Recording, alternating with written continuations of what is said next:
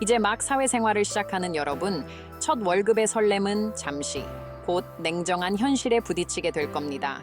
월세 내고, 공과금 내고, 밥 사 먹고 나면 정말 쥐꼬리만 한 월급, 미래를 위해 저축해야 한다는 건 알지만 막막하기만 하죠.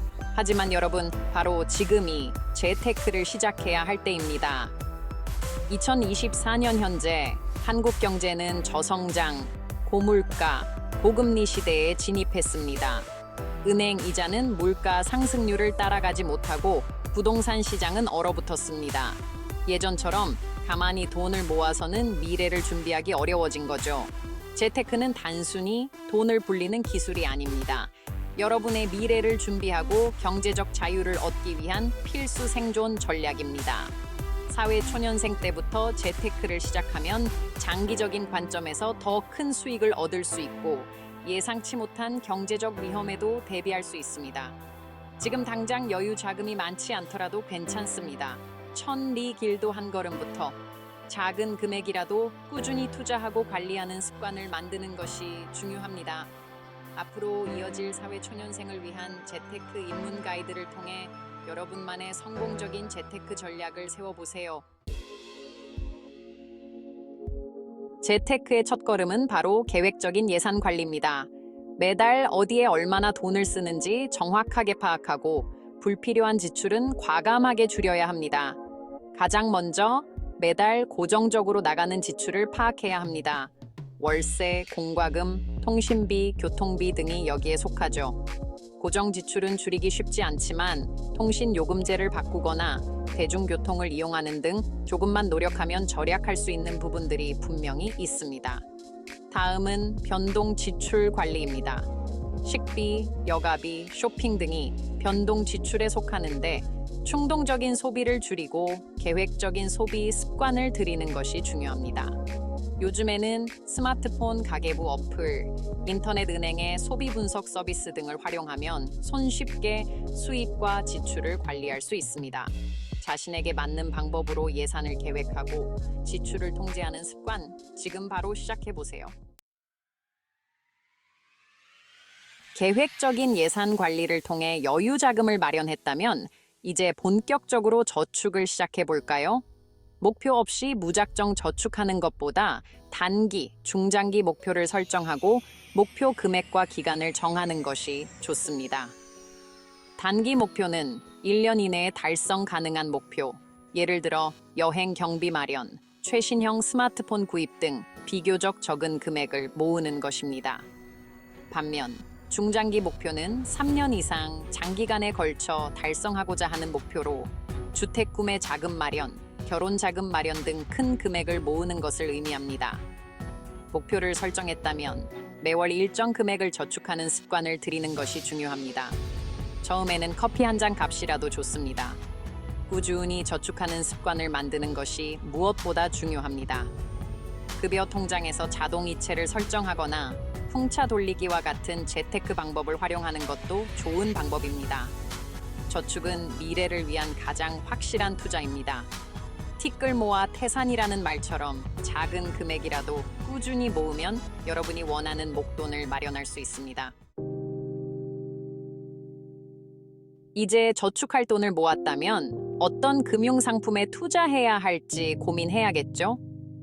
사회초년생들은 목돈 마련, 주택 마련 등 목적에 따라 적합한 금융상품을 선택하는 것이 좋습니다.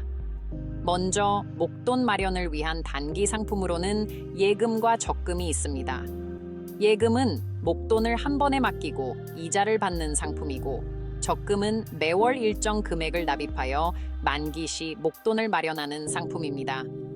금리가 높은 상품을 선택하고 세금 혜택을 받을 수 있는 상품이 있는지 꼼꼼히 확인하는 것이 좋습니다. 내 집 마련의 꿈을 이루기 위한 장기 상품으로는 주택청약 종합저축이 있습니다.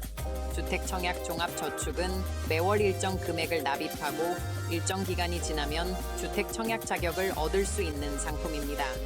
청약 경쟁이 치열한 만큼 사회 초년생 때부터 미리 준비하는 것이 유리합니다. 안타깝게도 저금리 시대에는 적금만으로는 목돈을 마련하기가 쉽지 않습니다. 보다 적극적으로 투자에 나서서 수익률을 높이는 것이 중요합니다. 하지만 투자는 리스크를 감수해야 하는 만큼 신중하게 접근해야 합니다. 투자에는 주식, 펀드, 부동산 등 다양한 방법이 있습니다. 주식은 기업의 지분을 사고 파는 투자 방법으로 높은 수익률을 기대할 수 있지만 그만큼 리스크도 큽니다. 펀드는 여러 투자자의 자금을 모아 전문가가 주식, 채권 등에 투자하는 금융상품입니다. 주식보다 리스크는 낮지만 수익률 또한 낮을 수 있습니다. 부동산은 아파트, 상가 등 부동산에 투자하는 방법입니다. 과거에는 높은 수익률을 기대할 수 있었지만 최근에는 부동산 시장의 변동성이 커지면서 신중하게 접근해야 합니다. 투자를 시작하기 전에 자신의 투자 성향, 투자 목표, 투자 기간 등을 고려하여 자신에게 맞는 투자 방법을 선택하는 것이 중요합니다. 투자에는 항상 리스크가 따라붙기 마련입니다. 투자 원금 손실 가능성을 줄이기 위해서는 분산 투자가 필수적입니다. 분산 투자는 여러 종류의 자산에 투자하여 리스크를 분산시키는 투자 전략입니다. 달걀을 한 바구니에 담지 말라는 속담처럼 한 종목에 집중 투자하는 것은 위험합니다. 주식, 펀드, 부동산 등 다양한 자산에 투자하고 투자 비중을 조절하여 리스크를 관리해야 합니다.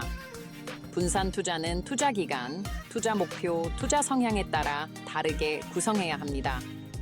예를 들어 투자 기간이 짧다면 안정적인 자산의 비중을 높이고 투자 기간이 길다면 성장 가능성이 높은 자산의 비중을 높이는 것이 좋습니다.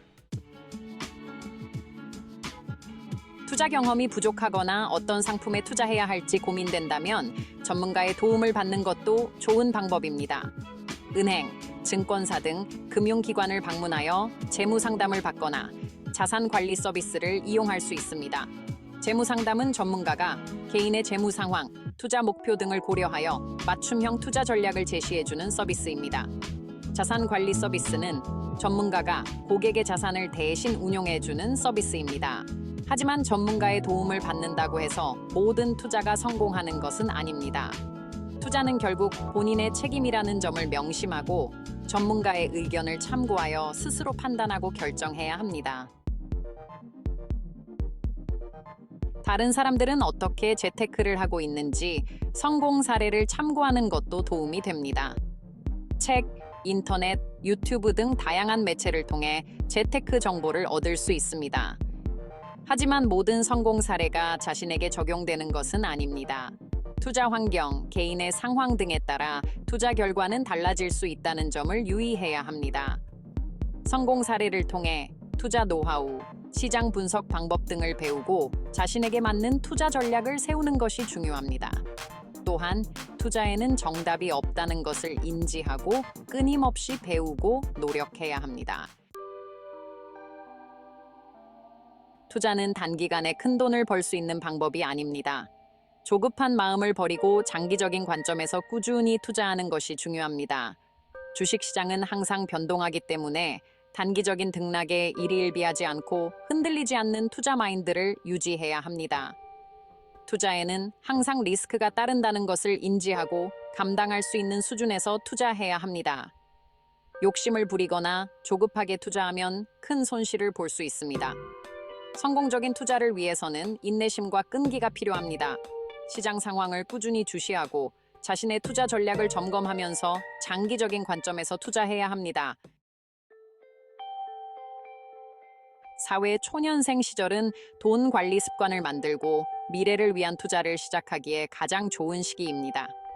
시간적 여유가 있고 상대적으로 적은 금액으로도 투자를 시작할 수 있기 때문입니다. 재테크는 이제 선택이 아닌 필수입니다. 지금 당장 작은 금액으로 시작하더라도 꾸준히 노력한다면 미래를 위한 든든한 초석을 다질 수 있을 것입니다.